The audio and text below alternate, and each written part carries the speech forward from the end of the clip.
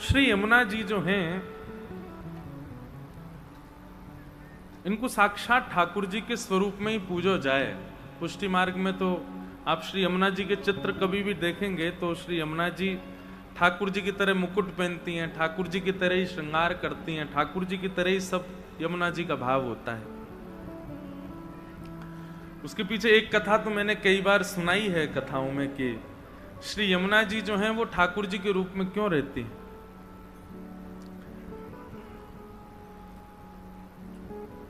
सब लोग सावधानी से सुनो। ठाकुर जी ने किशोरी जी को मान दियो। विस्तार में वो लीला नहीं सुनाऊंगा पर सूक्ष्म में कहूं, किशोरी जी को मान दियो ठाकुर जी ने, मान करके बैठ गए। 3 दिना तक मान तोड़ो नहीं। और जब किशोरी जी के सामने इतने दिन को मान है गए ठाकुर जी को, तो किशोरी जी व्याकुल हो गई। तो किशोरी जी की व्याकुलता को दूर करने के लिए यमुना जी ने प्रण लिया कि हम ठाकुर जी को व्याकुल करेंगे।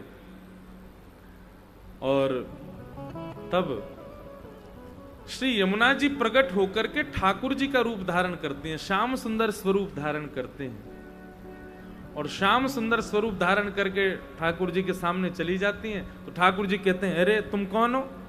तो यमुना जी कहती हैं, हम श्याम सुंदर। ठाकुर जी कहते हैं, श्याम सुंदर तो मैं हूं। बोले, तुम श्याम सुंदर नहीं हो, हम हैं श्याम सुंदर।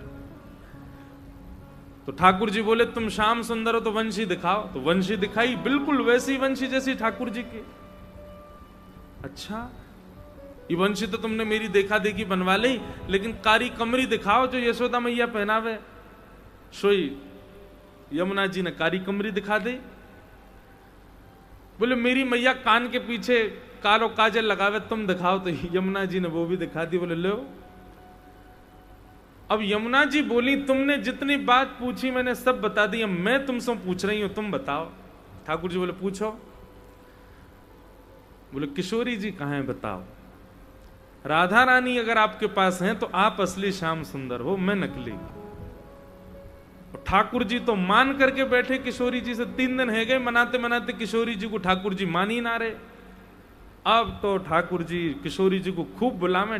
किशोरी जी बोली, अब रहो रूठे तुम, मैं ना आ रही तुम्हारे पास। बोले, अब तो बहुत जरूरत है आपकी आवे की, नहीं तो मैं झूठो साबित रह जाऊंगा। ठाकुर जी के पास किशोरी जी नहीं गई। तब यमुना जी बोली, आप नकली श्याम सुंदर, अब देखो हम बुलाते हैं। जैसे ही यमुना जी ने वंशी बजाई, सो ही राधा रानी उनके बगल में आके खड़ी है गई। ठाकुर जी तो महाराज नेत्रन से आंसू बहाने लगे, चरणन में गिर गए। बोले, अरे नहीं नहीं किशोरी जी, मैं आज के बाद कभी मान नहीं करूंगा, आपको वचन दे के कह रहा हूं, लेकिन आप कृपा करो मेरे बगल में आके खड़ी है जाओ। तब किशोरी जी ठाकुर जी के पास गई। तो ठाकुर जी ने पूछी कि ये कौन है? फिर बोले, ये यमुना जी हैं, ये आपके रूप में पधारी है। तब ठाकुर जी और किशोरी जी दोनों ने यमुना जी को वरदान दिया कि आज के बाद आप सदा श्याम सुंदर स्वरूप में ही विराजो। इसीलिए हमारे यहाँ जय जयकार बोलते हैं, श्याम सुंदर श्री यमुने महारानी।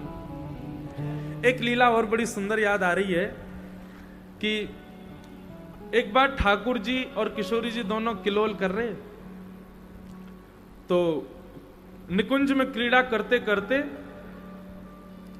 किशोरी जी मान करने लगी, रूठ गई ठाकुर जी से। तो ठाकुर जी मना रहे हैं किशोरी जी को। अब मनाते मनाते बड़ी देर रह गई, किशोरी जी जब नहीं मानी तो ठाकुर जी भी नाराज है गए। किशोरी जी भी मुंह फेर के बैठ गई और ठाकुर जी भी मुंह फेर के बैठ गए, दोनों उदास। अब ये ठाकुर जी तो यहाँ ये सोच रहे हैं कि ये मनाएंगी तो बोलूंगा, और किशोरी जी कह रही है ये मनाएंगे तो मैं बोलूंगी। दोनों उदास है गए। निकुंज में बिल्कुल शांति है गई। अब सहचरी सब बोले कि आज लीला ना है रही। झांक करके देखी तो महाराज दोनों एक दूसरे से मुंह फेर के बैठे। तब सहचरी ने प्रयास किया कि दोनों को मनावें, लेकिन सहचरी भी नहीं मना पाई। अब मान इतना ज्यादा है गयो कि मान हेते हेते हेते हेते इतनी स्थिति में पहुंच गयो कि ठाकुर जी उठ करके अपनी निकुंज में चले गए और किशोरी जी अपनी कुंज में चली गई। इतना ज्यादा मान बढ़ गयो कि महाराज सब सहचरियां तो व्याकुल है गई। अब कहा होएगा, ठाकुर जी भी चले गए, किशोरी जी भी चली गई, अब लीला कैसे होगी? वहां सब सहचरियां, सब सखियां किशोरी जी से कह रही हैं, हे श्यामाजू आप मान जाओ ना। बोले मैं क्यों मान जाऊं, उनकी गलती है, उनने ऐसो ऐसो क्यों कियो, वो आमेंगे, आकर के मनामेंगे, क्षमा मांगेंगे तो मैं मानूंगी। और वहां यमुना आदि सखियां सब ठाकुर जी को मना रही हैं कि आप मान जाओ ना, ऐसे मान मत करो। बोले मैं क्या, मैं रोज ही मना तो रहूं, अरे इनको ये नेक में ही नाराज है जाए श्यामाजू, मैं नेक कछु कर दूं, नेक गड़बड़ी मेरे में है जाए, सोई ऐसी नाराज है कि मुंह फुला के बैठ जाए। मैं ना मना रहा, मैं रोज रोज मनावे को ठेका थोड़ी ले रखो, और नाराज हुए तो हो जाए, मैं ना जा रहा हूं मनावे। सब सखियां व्याकुल हो गई, अब क्या होगा। ये दोनों युगल तो मान करके बैठे। तब सहचरियां सब इकट्ठी हुई और सबने आपस में चर्चा करी। बोले अब कहा करें भैया, दोनों उनको मान कैसे दूर होएगा। बोले वहां ठाकुर जी कह रहे हैं वो मनावे आवेंगी तो मानूंगा, और वहां किशोरी जी कह रही हैं वो मनावे आवेंगे तो मैं मानूंगी, और दोनों ही मानवे को तैयार नहीं है जावे को। तो तब यहां ठाकुर जी के सहचरियों ने, ठाकुर जी की जो सखियां हैं, ठाकुर जी की जो सहचरियां, उनमें यमुना जी प्रधान है। तो ठाकुर जी की सब सहचरियों में यमुना जी ने कही, बोले ठाकुर जी तो जाएंगे नहीं, पर किशोरी जी को तो मनानो है, तो एक काम करूं, मैं ठाकुर जी को रूप धारण करके जाऊं, मैं किशोरी जी को मनाऊंगी। कहीं एक क्षण के लिए ही सही, मान जैसे ही किशोरी जी को टूटेगो फिर तो हम चरण पकड़ लेंगे, अब मान टूट गया, अब मान मत करियो, चलो निकुंज में।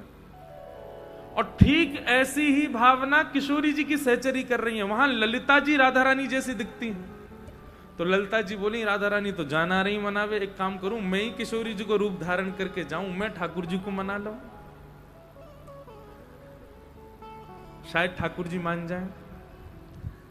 अब दोनों मान करके बैठे और या भावना में बैठे वो आएंगे तो मैं मानूंगी, वहां वो सोच रहे वो आएंगी तो मैं मानूंगा। यहां ठाकुर जी के कुंज से श्री यमुना जी ठाकुर जी को रूप धारण करके निकली हैं, और मुकुट धारण करके पीतांबरी पहन, बिल्कुल कोई कह ही ना सके अलग, एक जैसे लगे बिल्कुल। यहां से ठाकुर जी निकले और वहां से किशोरी जी निकसी हैं। भावना तो यह है कि ठाकुर जी के रूप में यमुना जी जाके मनामेंगी, और यहां ललिता जी किशोरी जी के रूप में जाके ठाकुर जी को मनामेंगी।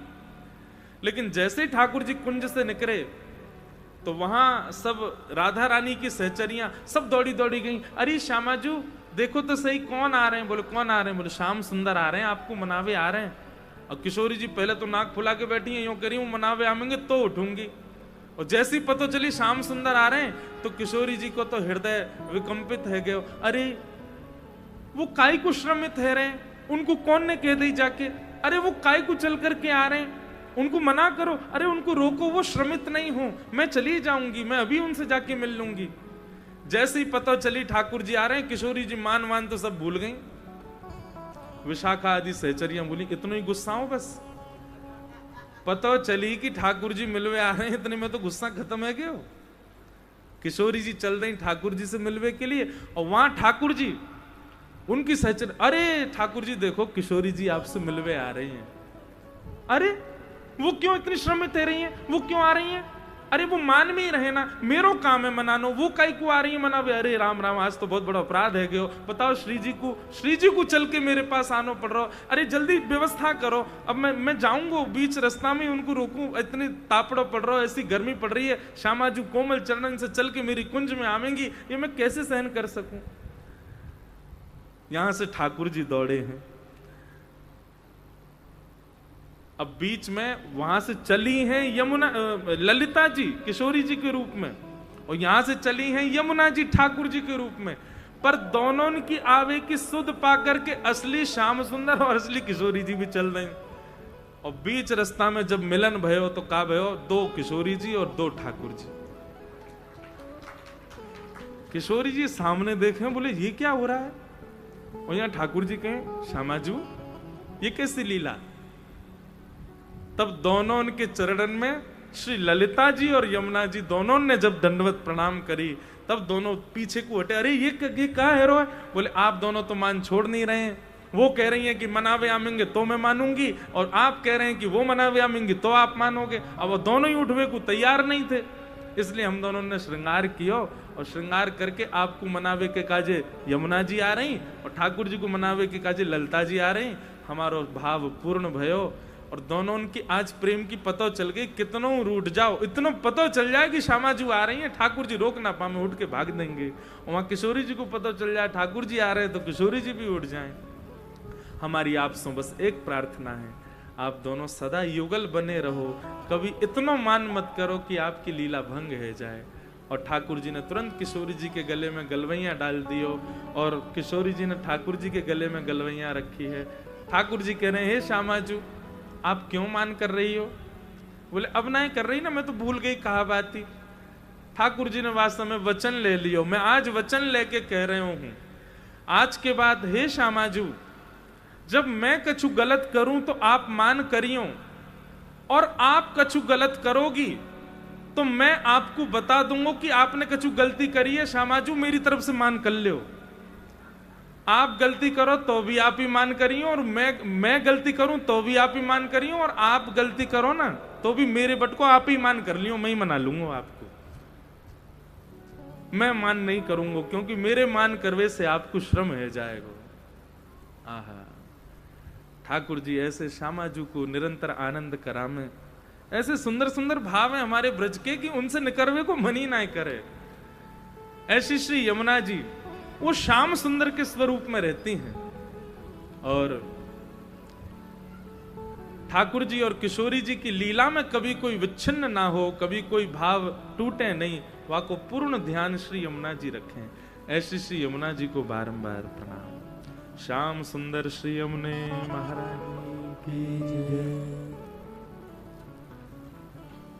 ठाकुर जी का विवाह यमुना जी के साथ में हुआ और इस प्रकार भगवान के 8 प्रमुख ब्याह हुए। अष्ट पटरानियों के साथ विवाह के पश्चात भगवान के 16,100 ब्याह राजकुमारियों के साथ हुए। ये 16,100 राजकुमारियां जो हैं ये भौमासुर नाम के दैत्य के यहां बंदी थी। ठाकुर जी गए, जाकर के उनको वहां से मुक्त किया और उनके साथ में विवाह किया। 16,108 भगवान के विवाह हो गए।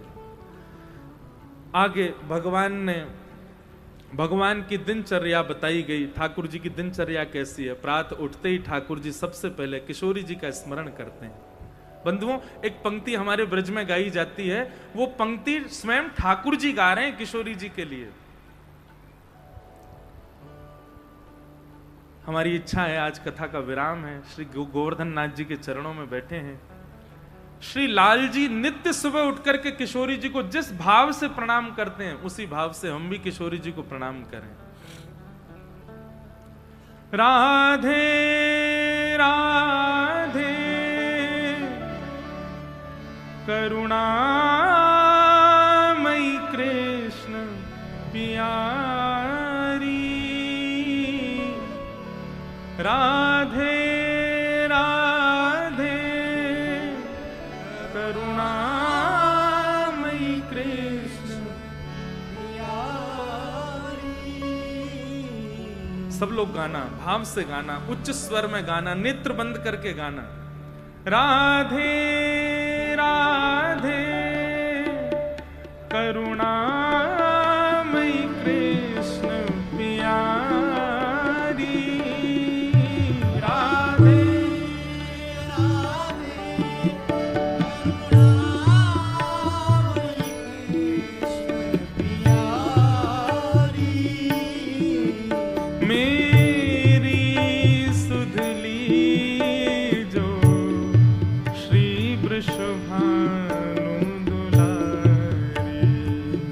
Oh